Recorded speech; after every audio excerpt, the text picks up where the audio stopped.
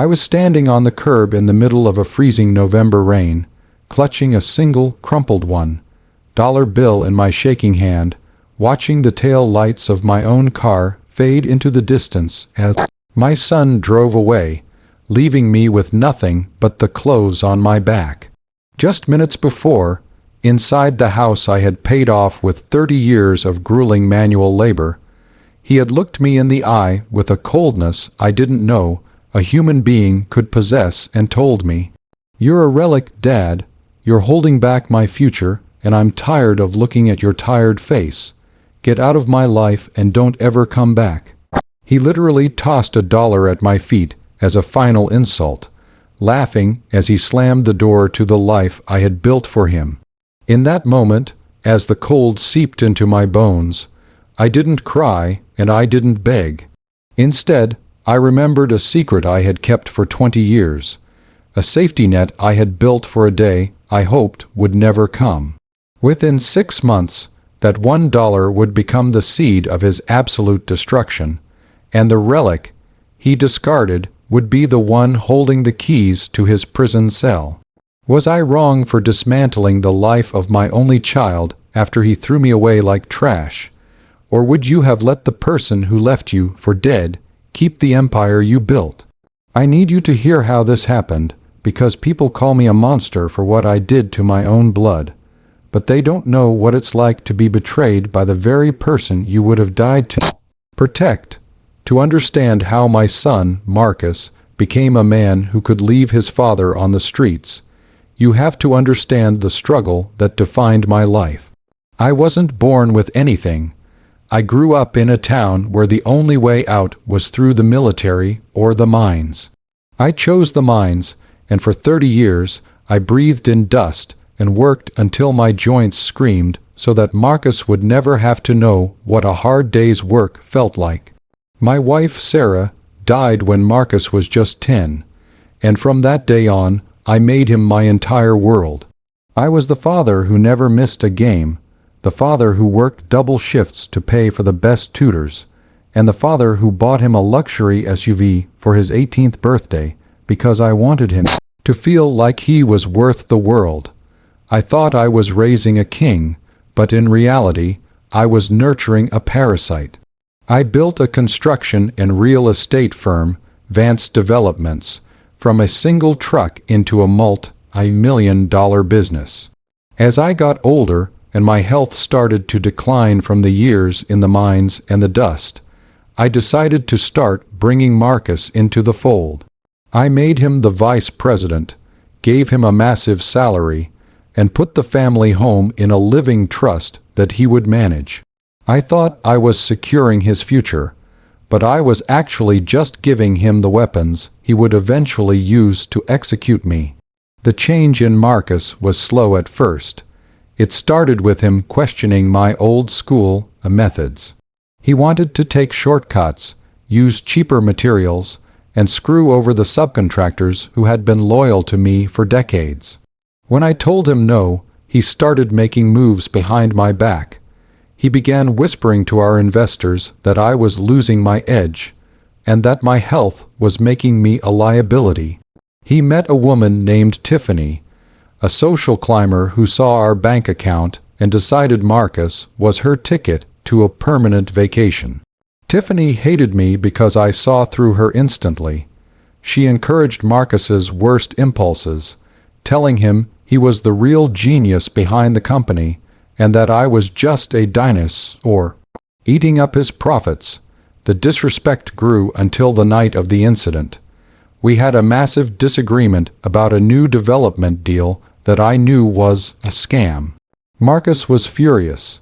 He came to the house that night, accompanied by Tiffany, and presented me with papers he had tricked me into signing months earlier under the guise of insurance updates. He had effectively used my declining health as leverage to prove I was unfit, transferring the house and the primary liquid assets into his sole name. When I realized what he had done, I tried to argue, but he just laughed. He had the locks changed while I was at a doctor's appointment, and when I returned, He met me at the door with a trash bag of my basic belongings and that single-dollar bill. I spent the first night in a homeless shelter, the dollar bill tucked into my sock. The betrayal felt like a lead weight in my chest. I watched the local news on a flickering TV in the corner of the shelter and saw Marcus giving an interview about new leadership, advanced developments. He looked smug, wearing a suit I had bought him, sitting in the office I had built. But what Marcus didn't know, what he was too arrogant to even check, was that 30 years ago, when I started the company, I had established a legacy clause with our primary silent partner, a man named Arthur, who had been my mentor. This clause stated that if the company was ever transferred through bad faith, or if the founder was removed without a unanimous vote from the original board, a secret lien would be triggered. This lien didn't just cover the business. It covered the property and every asset tied to the Vance name. I also had a separate, private account that I had funded with a small percentage of every deal I ever made, a rainy day fund that Marcus didn't know existed because it was registered under my mother's maiden name.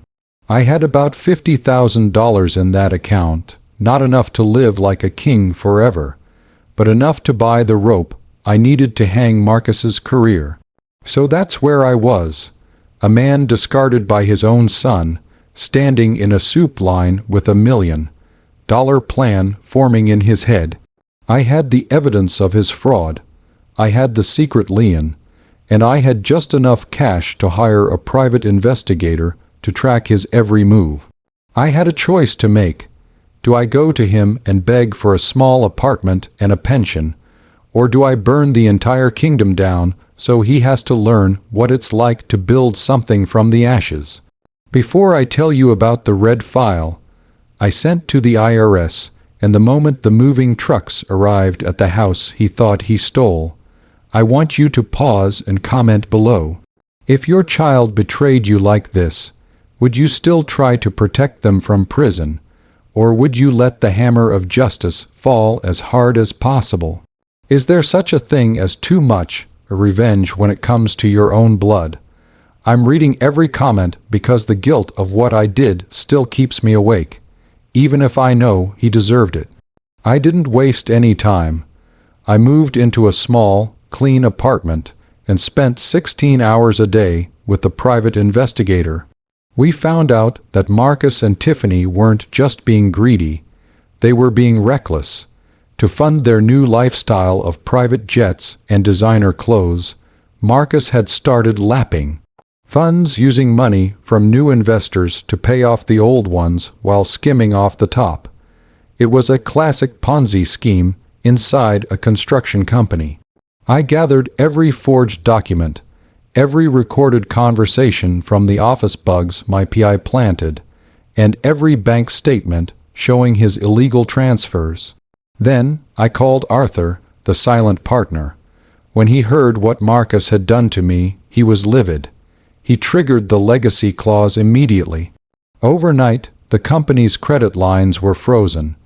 Every piece of heavy machinery, every truck, and every office building was suddenly under a legal freeze. I waited for the perfect moment, the grand opening of Marcus's new headquarters. It was a black-tie event filled with the city's elite. I didn't show up in a suit. I showed up in my old mining work boots and a dusty jacket. I walked right past the security guards who used to work for me and stepped onto the stage while Marcus was giving a speech about innovation. The look of terror on his face when he saw me was worth more than the $2 million he had stolen. I didn't say a word to him.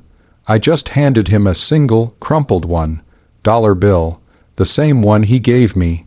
I leaned into the microphone and said, "The debt is due, Marcus."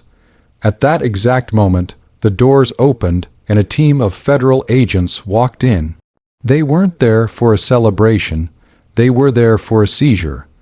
Because of the evidence I had provided, Marcus was arrested on the spot for wire fraud, embezzlement, and money laundering. Tiffany tried to slip away through the kitchen, but she was caught too. The aftermath was total. Because the house and the company were under that secret lien, they reverted back to me immediately. I didn't move back into that house, though. It felt like it was stained with his greed.